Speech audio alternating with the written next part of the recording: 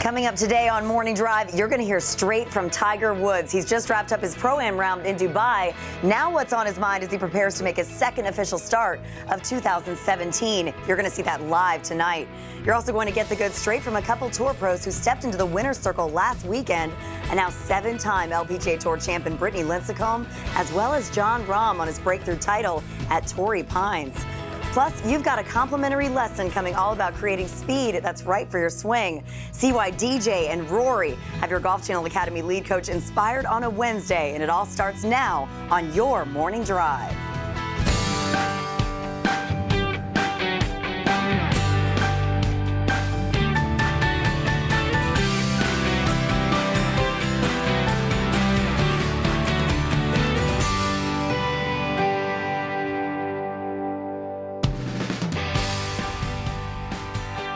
Tiger Woods' return to competitive golf continues, where earlier today he visited the Burj Al Arab, the iconic Dubai landmark where he famously hit balls from the helipad in 2004. Woods is making his 8th appearance in the tournament that he previously won twice, but he took time out there to practice his swing on the terrace that is just outside the Burj Al Arab, the building that's shaped like a wave, and he was hitting balls into the ocean. Pretty neat thing to do, guys. Where's the best place that you've hit a golf ball? Not on a helipad like that. I think my ball would go further off of it, though. I want to try it. Kara Robinson, Robert Dammer, and Travis Fulton, good to have you guys with us again. I understand you haven't been to Dubai before, Travis, but the thought of playing golf in the Middle East, it will at least be warmer for Tiger this week. Absolutely. It was a little chilly, right, in San Diego, and I'm used to chilly golf. I grew up in northern Idaho. I've played when it's spitting snow, but, you know, I like the warmer golf now living in Florida. I think Tiger's going to like it as well. It's going to loosen up the back a little bit. I'm excited to see if he can put together a couple rounds here over in Dubai. Well, it's the very first day of February, and we've got a little treat with you, because tonight you can watch Tiger Woods' first round of the Omega Dubai Desert Classic live right here on Golf Channel. We'll have all the build-up you need, but for now, let's say good morning to Lauren Thompson. Yeah, looking forward to that coverage. That starts at 10 p.m. Eastern time, so stay up late, watch it. You don't want to miss it. But for now, moving into today's top stories, Tiger Woods, of course, returning to action this week in the Omega Dubai Desert Classic for his second official start since his 17th month break after 2 back surgeries. Woods will be teeing it up alongside Danny Willett and Matthew Fitzpatrick at 11:15 p.m. Eastern time tonight. You're going to see that opening tee shot with coverage starting on Golf Channel again at 10 p.m. Eastern. And back here in the United States, the Waste Management Phoenix Open, that begins tomorrow. And the most recent PGA Tour winner, Jon Rahm, has been grouped with Jordan Spieth and Ricky Fowler for round 1. They tee off at 9:57 a.m. Eastern time on Thursday. And world numbers 1 and 2 in the women's game will be teeing it up at the ISPS Handa Women's Australian Open, February 16th through the 18th in Grange, South Australia. We know it's a little ways out, but Lydia Ko, she will be making her 2017 season debut, while Ariya Jutanugarn finished tied for 47th last week at the Pure Silk Bahamas LPGA Classic. For more on this week, though, for a 14-time major champion, we send you back to Kara Robinson. Thanks, LT. And yeah, we're going to go straight back to Tiger. He has some history in the Middle Eastern desert. In 2006, he got it to 19 under par to force a playoff with former champion Ernie Els. The American was victorious. Then 2 years later, in 2008, he claimed win number 2 with a one-shot advantage and that putt to finish at Emirates Golf Club ahead of Middle Eastern specialist Martin Kaymer. It is a very impressive trophy as well. In fact, as we take a look at his results in the Omega Dubai Desert Classic, he posted 5 top 5s, including those 2 wins in 5 straight appearances from 2001 to 2008. It is a golf course where he has an incredibly good record, and looking forward to his return this week. Well, our senior writer on golfchannel.com is out in Dubai, and we can welcome in Rex Hoggard now. Rex, I know you followed Tiger in his Pro-Am round earlier today. Did you sense anything different to seeing him at Torrey Pines last week?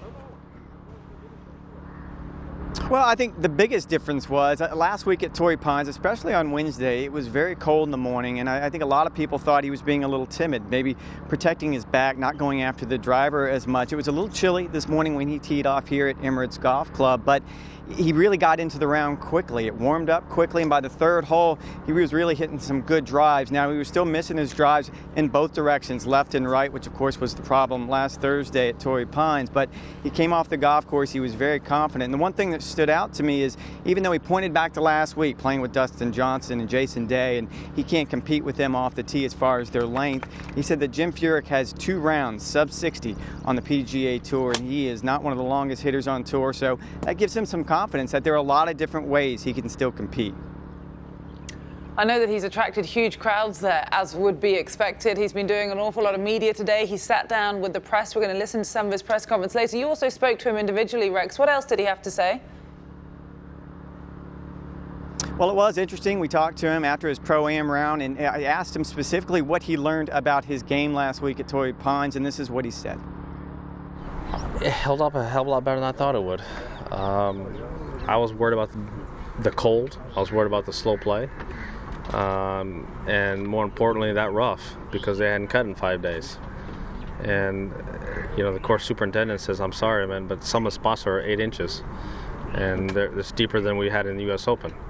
And so it's best to stay out of it. Did I? No. The first day I was slapping it all over the place and had some tough shots. It was tough. But second day I rectified a lot of things.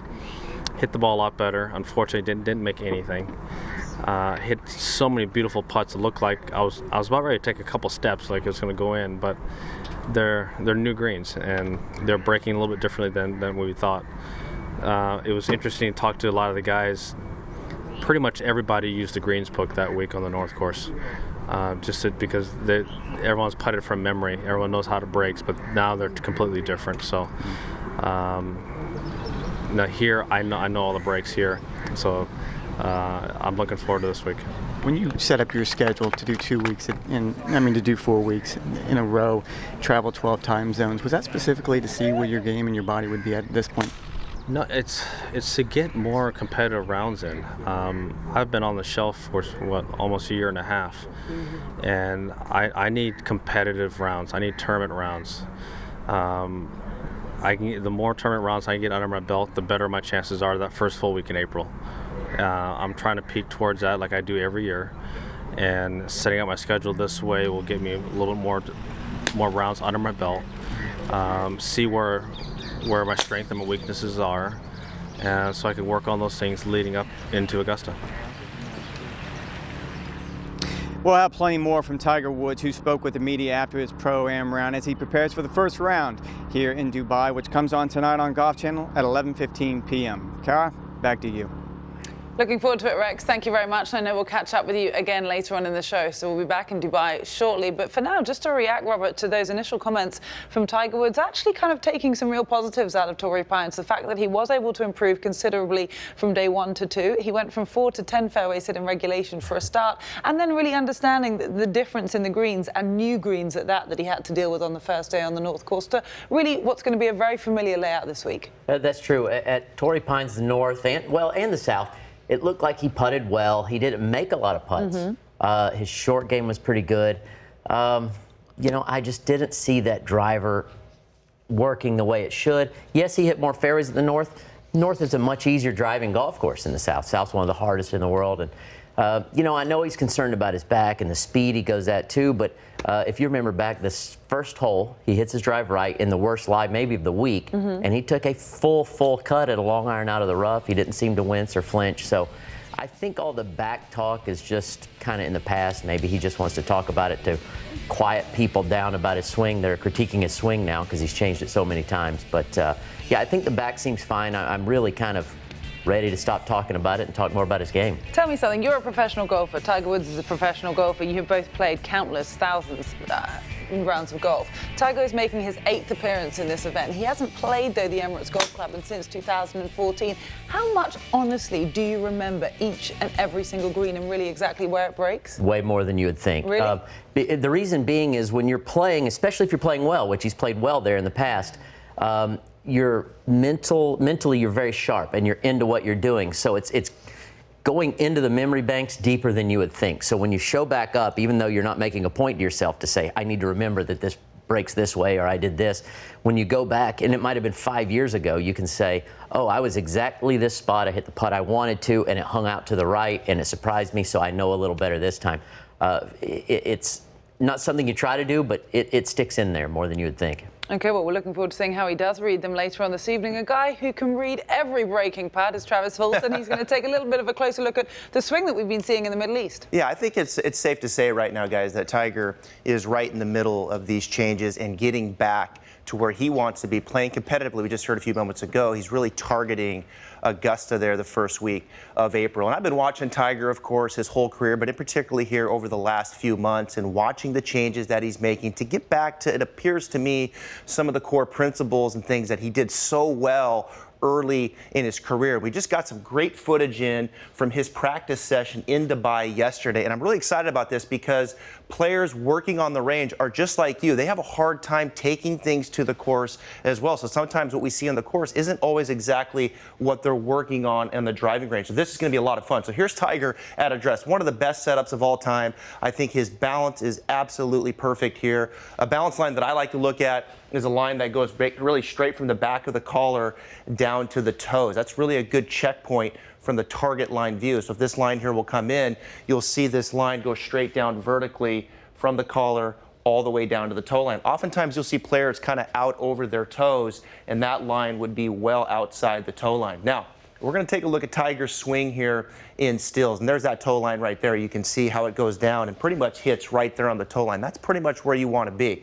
Now, let's take him halfway back. And one of the first things that I notice as he gets back to some of the core principles here, you can see his hands are much wider. His hands are a little bit further away from the chest. I think this is critical for Tiger. I think the left shoulder can stay a little bit taller early in his backswing. If we draw a line here from his hands, directly to his chest, that's really a great position there. I think for a little while there, we started seeing Tiger getting his hands a little bit deeper here, and his left shoulder started to lower a little bit. And that really started a bit of a snowball in some of the problems that I think we're seeing with his driver. So I like this width in the backswing. We saw this early in Tiger's career. Now, from here as we go to the top of the swing, the things that I notice when I look at Tiger, I think he's a little deeper into his right heel. This right hip here is a little bit taller than the left. I think that's critical for Tiger, that he's getting a little deeper into the right heel. And the reason for that is it allows him to stay tall, allows him to stay extended in his spine and really eliminate a bit of the dip in the spine that we've seen with Tiger over the last couple of years in the backswing. I'm not talking about the downswing. I'm talking about the backswing. Here he is at address. Here he is at the top of the swing. We're going to put a line in over there. And when this line comes in, you can see at the top of the head there, that's where he's starting. And then here he is at the top of the swing. Just a very minimal dip. It is nothing to see Tiger 3 times the amount of that lowering at the top of the swing. So this is improvement. Not surprised to see this on the range as he stays tall in his spine to the top of the swing. So he's wider, he's taller, he's a little deeper into the right heel. I like those changes. Those are the things that I see, and I think it creates a better environment for him now to come down.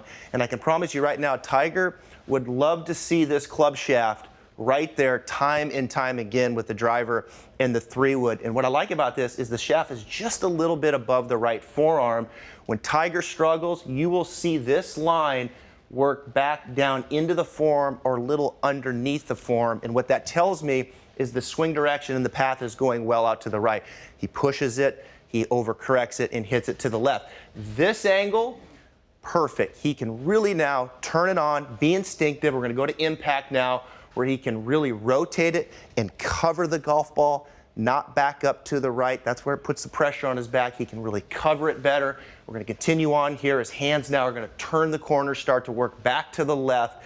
And I want to show you a really cool image here in post or into the exit plane here. So watch how this club exits here, kind of down in between this left shoulder here. Again, Tiger coming down just above the right forearm, exiting into the left shoulder. He will take that all day. This is a really good kind of range or corridor here, if you will. I'm going to show you a neat graphic here as this comes in. And just kind of a nice little area that as a teacher we like to see the club exit with this particular type of club in somewhere between the top of the shoulder and just under the shoulder. When Tiger struggles, you'll see the club exit a little higher. It'll kind of get up in closer to the neck. So there's a range there. I like this exit plane for Tiger, and there it is. You can see the green. That's kind of the acceptable area. And then you can see the red higher. The higher exit is when we know it's getting trapped behind him. He's got to save it, and that's when things get problematic with Tiger. So these are some of the changes that I see with Tiger. I think it is a work in progress at this point.